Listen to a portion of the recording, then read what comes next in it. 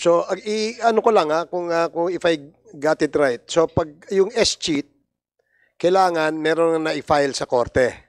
Yes, Your Honor, before we will register a notice of list. Okay, pero dun sa anti-money laundering council action, a mere complaint is already sufficient for them to freeze the account, correct?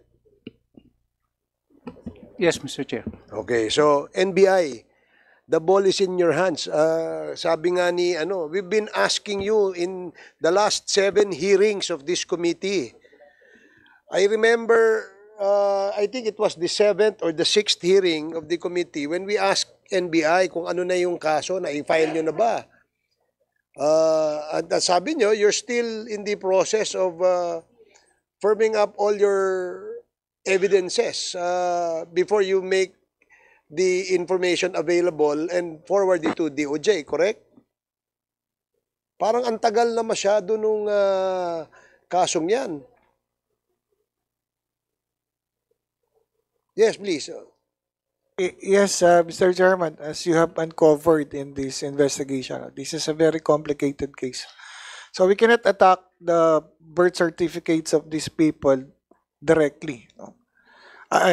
Or indirectly. So we have to attack it directly by going to court or in whatever way we can. So we try to find a way to attack this by presenting controverting evidence, and it took us a lot of time. And because of the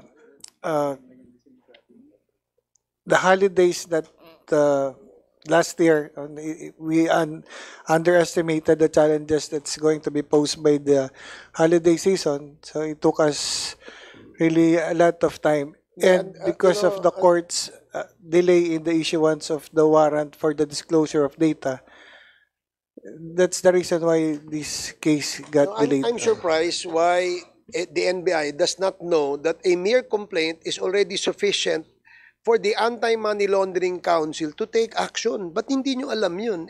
Ang issue ngayon, yung assets ng isang alleged drug lord Are you telling us, you're telling this committee, Attorney Galicia, na before you filed that complaint before the DOJ, kailangan kumpletuhin mo yung una, yung birth certificate issue, yung drugs issue, yun ang napaka-importante.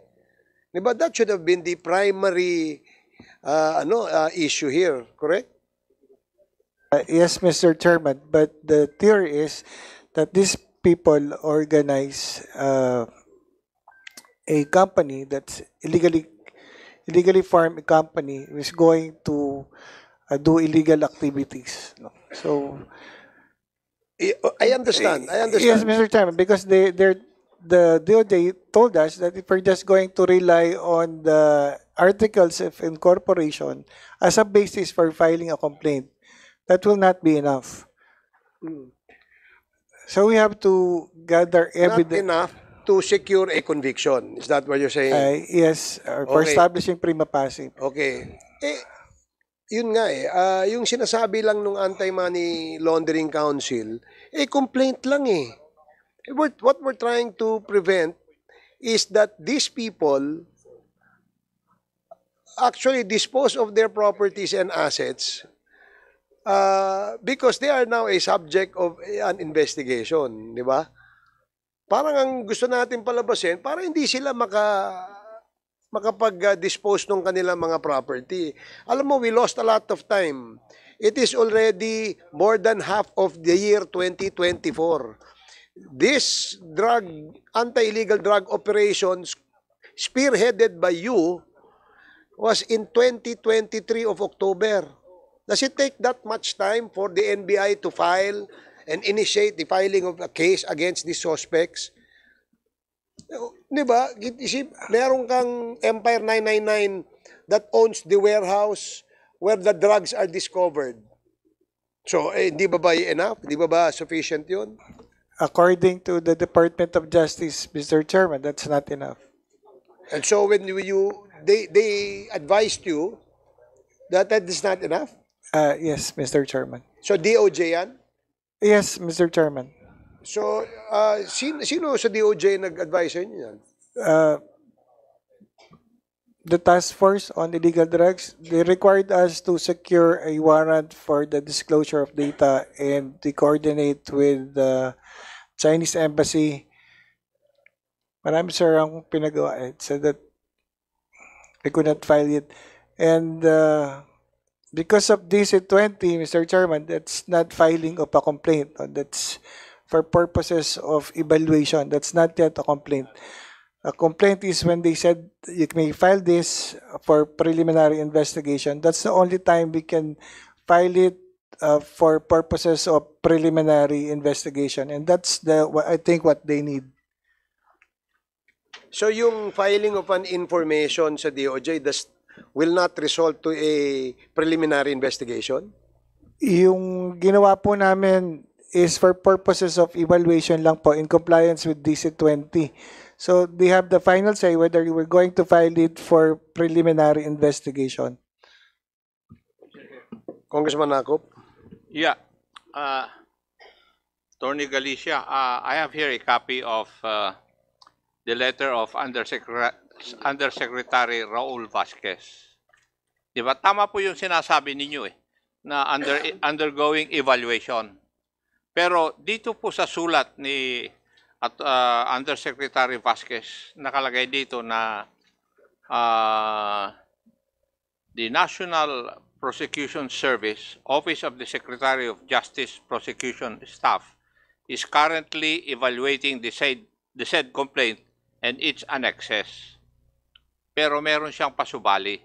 In this regard, the NBI has yet to comply with the requested documents before the same could be docketed and assigned to an investigating prosecutor.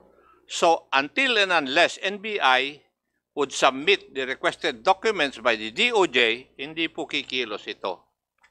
Di po ba? Mr. Chairman, that's why the agent on case is working with the assigned prosecutor of this case. We already forwarded all the documents they needed, but they're asking for additional.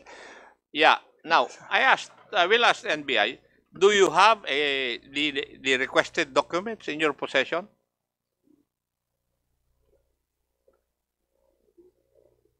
Do you have No. a copy of these requested documents in your possession? The NBI? This is the first time I read this request, Mr. Chairman.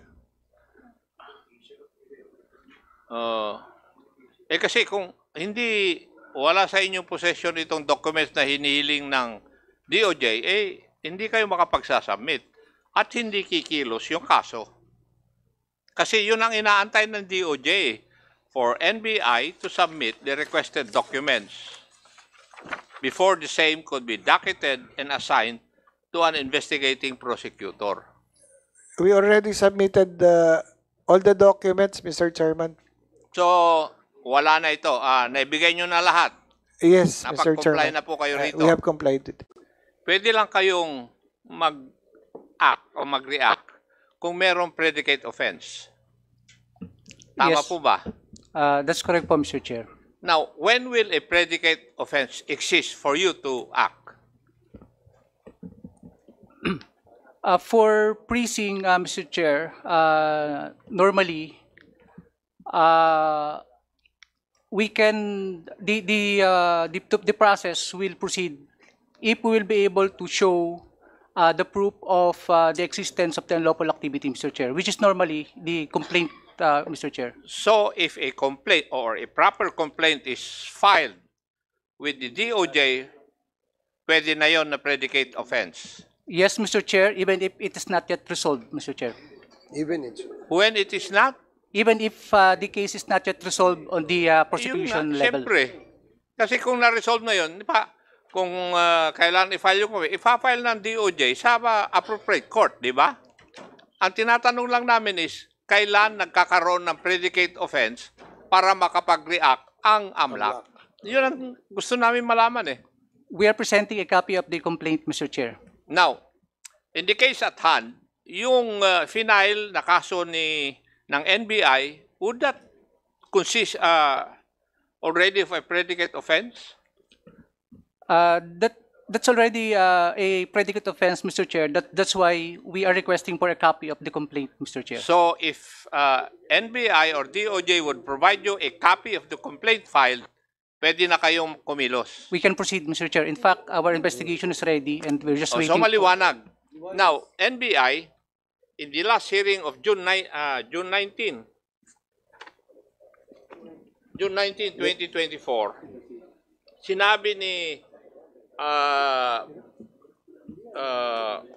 Prosecutor Richard Fadulion, who was then representing the Department of Justice, that cases had been filed against numerous individuals involved in these illicit activities. Yun ang report niya. Now, na-mention dito, yung violations na na-commit at saka persons charged. Nandito kompleto eh. At sinabi niya, these cases are now under evaluation by the Task Force on Drugs at the DOJ and may proceed to preliminary investigation within 5 to 10 days. Ang report na ito ni Prosecutor Padulyon was in June. Yes, that was the last hearing eh. June 19, 2024. Nandito. 1, 2, 3, 4, 5, 6. The 7th hearing. Sinabi ni Prosecutor Padulyon. So, kung sinabi niya yun na nakapile ng kaso noong 2019, from 2019 up to this date, ano po ang nangyari? Bakit hindi kayo makapag-report kung dinismiss ng DOJ o ifinal yung kaso sa korte? Which is the normal course of things to happen. Ano? Ano na nangyari? Nakabitin doon sa DOJ? Ha? Yes, Your Honor. So from June 19 up to July 10, wala pang action ng DOJ. Is that what you're trying to tell us? No, we had a meeting I think last week, Mr. Chairman, that they're requesting for to include the names already because the warrant has been issued and we were already provided by the telecommunication company with the names of the numbers that was used by the suspects. If the warrants were issued already, there is already a case in court. Di No, po ba? the warrants Hindi for naman the pwedeng mag-issue ng warrant yung DOJ. no, Mr. Chairman, warrant for the disclosure of data of the cell phones. Warrant for the disclosure. So, as it is, the ball is in the hands of the DOJ. Yes, Your Honor. Okay. So, it has been with them since June 19 to July 10, 21 days. June 19 eh. Ay, mali yung mathematics mo eh. So, ganun ang sitwasyon, current situation nito, kaso na ito. Now, LRA, nandito po ba? Your Honor, good afternoon. In the last hearing also, ang sabi niyong remedyo, mag-file ng lis pendens at saka SCHIT or SCHIT proceedings. Yes, Your Honor, by the OSG. By the OSG, Your Honor. OSG. Sa SCHIT proceedings, kailangan din ang predicate crime to be established. I am not aware of the policy on SCHIT proceedings, Yun Your ang, Honor. yun What ang I know, sinugot ni Atty. Tamayo eh. If I remember it right. yes, for as long as the OSG will file the case, Your Honor. Ay, hindi naman yun ang tinatanong ko. So, in other words, what you are trying to tell this committee is kahit walang establishment of predicate crime, Yes, Your Honor. pwedeng mag-proceed sa SCHIT proceedings. For as long as the complaint is filed in court, Your Honor. Okay. LRA, hindi ba tatlo lang ang action na pwede niyong gawin? Ano ba ang, yung sa tanong po ni Chairman Barbers, ano po ang susunod na gagawin po ninyo? Your Honor, we can only annotate the request of the SEC that the corporate personality of Empire 999 has already been revoked, so that it will be a notice on our part in the event that there will be transaction respecting the properties owned by Empire 999. Number two, Your Honor, if there's already a complaint for escheat filed by OSG, we can also annotate a notice of lis pendens. Madam, kasi as far as I know, you only have 3 actions. Number 1 is file a notice of lis pendens, Yes, Your Honor. a freeze order, and escheat proceedings.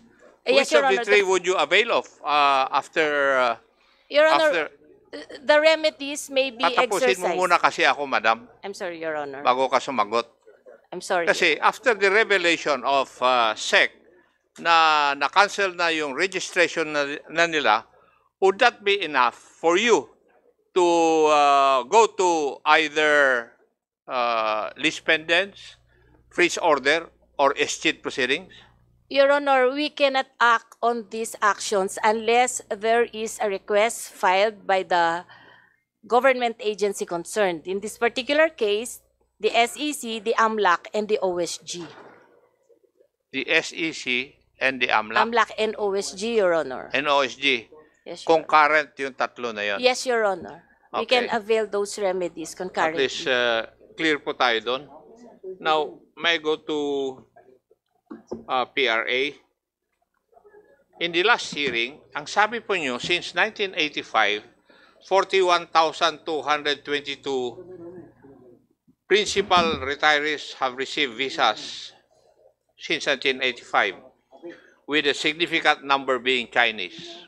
Would you agree with were you the representative of PRA then? In the last June 19 meeting or hearing? I was there, Your Honor, but I'm not the one who answered you. Yes, but would you agree with the data presented by your representative then? Yes, Your Honor. I think it was here, Your Honor. Ang sinabi niya on record, Ito ba? PRA highlighted data as showing 41,222 principal retirees having received visas since 1985, with a significant number being Chinese nationals. Yes, Your Honor. I think it was generated May 2024, if my recollection serves me right, Your Honor. So since 1985, 41,000, Yes, Your Honor. and most That of them was- Chinese. Yes, Your Honor. Now, this would include yung age bracket of 35 years. Kasi nabago lang ito noong 2021. Sabi po ninyo, it was raised to 50 years old.